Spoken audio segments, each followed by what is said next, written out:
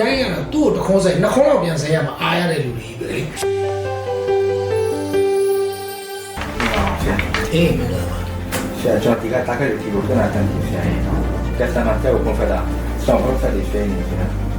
သူပေါ်မှာကိုရတယ်ဆိုပြီးတော့လောကမှာအားရတဲ့မျိုးကဆက်နေဆိုပြီးတော့ဖေးနေဆရာကျွန်တော်ဖြစ်တယ်နေရတယ်ကောင်းမှတားခဲ့တာပဲကြည့်တယ်ကက်စတမာကလည်းဆရာလည်းမဟုတ်ဖြစ်တော့တယ်ငါဘာလို့ပေါ့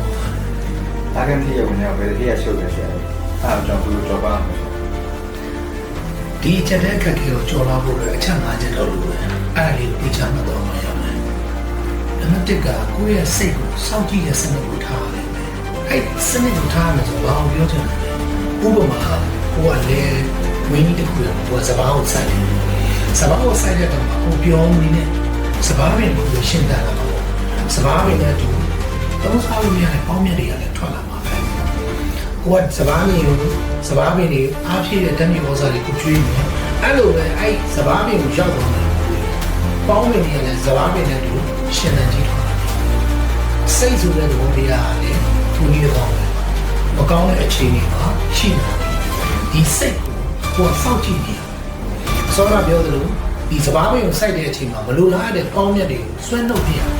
ဒါမှဓာတ်မြေဩဇာကိုသုံးရတဲ့အခါကိုထိရောက်စေတဲ့စဘာပင်တွေပဲအာဟာရတွေရောက်ရှိပြီးတော့ဒီစဘာပင်တွေကတာမာကြီးထွားလာဒါဆိုရင်အချိန်တိုင်းရင်စဘာအထွက်လို့ကောင်းလာတယ်စိတ်ရဲ့သဘောတရားမှာလည်းထုံကြီးလည်းကောင်းတယ်तू ကမကောင်းတဲ့စိတ်ဖြစ်အောင်ဆောင်ရွက်နေတယ်ကိုကမကောင်းတဲ့အတွေ့လိုက်တွေးနေမယ်ဆိုရင်တော့ကိုကပိုဆိုးသွားဖို့ရှိစောနာပြောသလိုပဲလေဘယ်နဲ့မပေါက်နေတဲ့စကားပင်တွေလိုပဲပေါင်းမြတ်တွေကရှင်သန်ကြီးထွားလာတယ်ကိုယ်စိတ်ထဲမှာရှိနေတဲ့မကောင်းတဲ့တွေဥပမာ customer ဆဲတ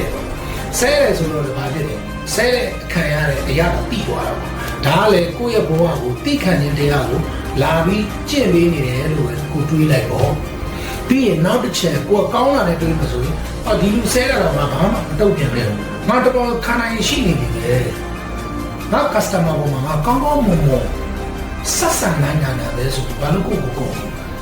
နောက်တစ်ချက် customer ကိုဒေါ်လာထွက်ပြီးဆဲတယ်ကိုကသူ့ကိုဆဲမှာတော့လူတိုင်းကတော့သူ့ကိုတခေါက်ဆိုင်နှစ်ခေါက်လောက်ပြန်ဆဲရမှာအားရတဲ့လူတွေပဲလေအဲ့ဒါဘာဖြစ်သွားလဲအဲ့တော့ဒုတိယအချက်နေတဲ့ customer မထင်ထားလောက်အောင်ကိုကလေးစားမှုပြလိုက်စမ်းပါဟုတ်လားဆောင်းနာပြောလို့လက်မတက်ကိုစိတ်ကိုမကောင်းတဲ့ဘက်ကိုမကောင်းအောင်စောင့်ကြည့်တဲ့စနစ်ကဒုတိယက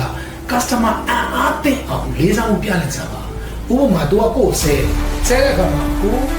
sorry ပါနဲ့ဒီနည်းနဲ့တောင်းပါမယ်ကျွန်တော်တို့အခုစိတ်နှောက်ရှက်ဖြစ်သွားတာကျွန်တော်အရင်ကစိတ်နှောက်ရပါတယ်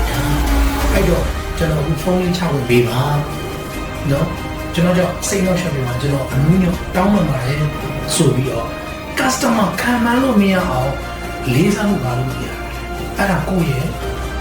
အရေးကြီးကောင်းတယ် good ability နံပါတ်3ချက် bad experience တိုင်းကိုသင်ခန်းစာယူပါဥပမာကိုယ့်အတွက်စိုးစိုးဝါးဝါအဖြစ်အပျက်တွေအားလုံးသင်ခန်းစာယူပြီးတော့ positive mindset ဘက်ကိုပြောင်းပါပြောချင်တာက pressure တိုင်းကို pleasure ဖြစ်နေပြောင်းပါဒါကလူကောင်းလူတော်တွေမှာဆောင်ရွက်နိုင်တဲ့အလေးထားတစ်ခုနံပါတ်4ချက်ကို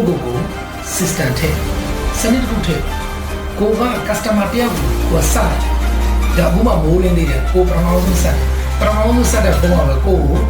မိန်နဲ့တော့နဲ့ဆဲပါအမားလေးတုတ်ဟုတ်ပြီဒါတော့ခန်းပါလေကိုကသူ့ကိုပထမဆုံးစတဲ့ကိုကလူ presentation နဲ့စခဲ့တယ်ဆိုတာကိုယ်လည်းမသိမှာပေါ့ဟုတ်လားဒါပေမဲ့ဆရာတို့ကဒီလိုပထမဆုံးကောမှာ failure state ဖြစ်တာနဲ့ give up လုပ်လိုက်မယ်လက်လျှော့လိုက်မယ်ဆိုရင်တော့တနေ့တာတော့ကိုကအရှုံးရလက်ကိုရင်ဝင်ပိုက်တော့အဲ့ဒါဘယ်လိုလုပ်ရမလဲဆိုကောင်းမွန်တဲ့အကြောင်းအမားတွေမှာတနေ့ကိုဖုန်းကော100ပြည့်အောင်ဆက်ကြတယ်အဲ့ဖုန်းကော100ထဲမှာ effective call တကောရမယ်ဆိုတော့မှဒါ victory အောင်မြင်မှုပဲဘာကြောင့်လဲကိုယ့်ရဲ့99ကောလုံးအားလုံးက failure state ဖြစ်နေတယ်ဒါပေမဲ့တကောအတွက်ပဲဆရာတို့ကစူးစမ်းရလိမ့်မယ်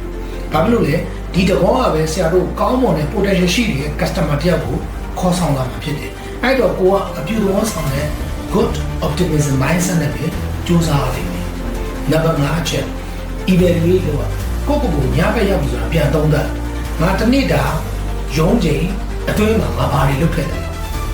ငါအယောင်သမားတယောက်ရဲ့လုပ်ရမယ်အ အခြေခံသဘောတရားတွေမှာလုပ်ခဲ့သလားနော်ဒါပါလေတနေ့ကဖုန်းဘောတရားဆက်ခဲ့သလားအဲ့ဖုန်းဘောတရားကိုငါဒီ history လုပ်ခဲ့သလားဘယ်သူစီဆက်တယ်ဘယ်သူစီဆက်တယ်ဆိုကိုမှတ်တမ်းလေးတွေထားသလားအဲ့ဒီမှာဘယ်သူကတော့ဘာကိုစိတ်ဝင်စားတယ်ဘယ်သူကဘာကိုစိတ်ဝင်စားတယ်ဆိုတော့ segmentation ခွဲလိုက်ခွဲခြမ်းစိတ်ပြလိုက်လို့ဆိုကိုယ့်အတွက် potential ဖြစ်လာမဲ့ customer ရောက်လာတယ်စောနာပြောသလိုတနေ့ဒါကိုဖုန်းဘောတရားခေါ်တယ်အဲ့ဒီမှာ affected one call ရ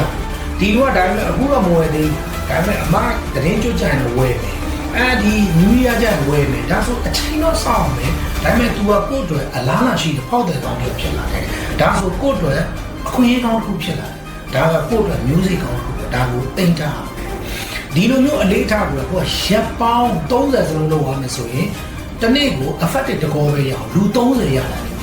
ကိုယ့်ရဲ့တားခက်ကဘယ်လောက်မဟုတ်လို့ရုံးကချတာကိုက customer တယောက်နဲ့စာချုပ်ချုပ်နေပြီဆိုတော့ရုံးက appreciate လုပ်ပြီးတော့ကိုယ့် bonus တွေ reward တွေစုကြေးတွေအများကြီးပေးနော်အဲ့တော့ဆောနာပြောသွားတယ်အချက်5ချက်တော့မမေ့ပါနဲ့